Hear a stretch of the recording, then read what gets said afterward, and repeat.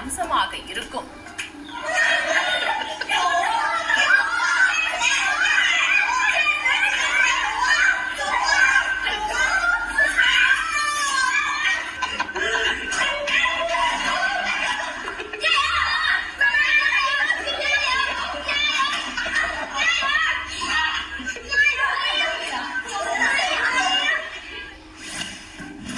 குழந்தைகளுக்கு இந்த வேடிக்கையான போட்டி மூலம் கற்றுக் கொடுக்கிறார்கள்.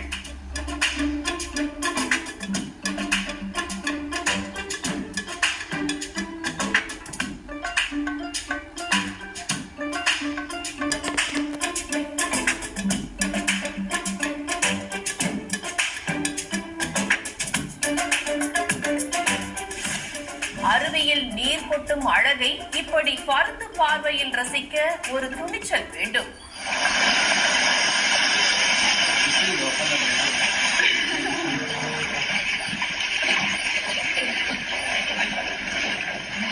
மீண்டும் இன்றைய முக்கிய செய்திகள். கச்சா எண்ணெய் விலை குறைந்த போதும் பெட்ரோல் டீசல் விலையை குறைக்காத பாஜகவை சட்டப்பேரவை தேர்தலில் தோற்கடிக்குமாறு மல்லிகார்ஜுன கார்கே கேட்டுக் கொண்டுள்ளார். பதவியை ராஜினாமா செய்ய ஆளுநரிடம் அரவிந்த் கெஜ்ரிவால் நேரம் கேட்டுள்ள நிலையில் டெல்லியின் அடுத்த முதலமைச்சர் போட்டியில் அதிஷிக்கு அதிக வாய்ப்புள்ளதாக தகவல்கள் வெளியாகியுள்ளன. அரசு அலுவலகங்களில் லஞ்சம் கொடுத்தால் மட்டுமே கோப்புகள் வேகமாக நகர்வதாக அரசு அதிகாரிகள் மீது நிதின் கட்கரி குற்றம் சாட்டியுள்ளார். இத்துடன் இந்த செய்திகள் நிறைவடைகின்றன. மீண்டும் சன் டிவியில் செய்திகள் நாளை காலை 7:30 செய்திகளை உடனுக்குடன் தெரிந்து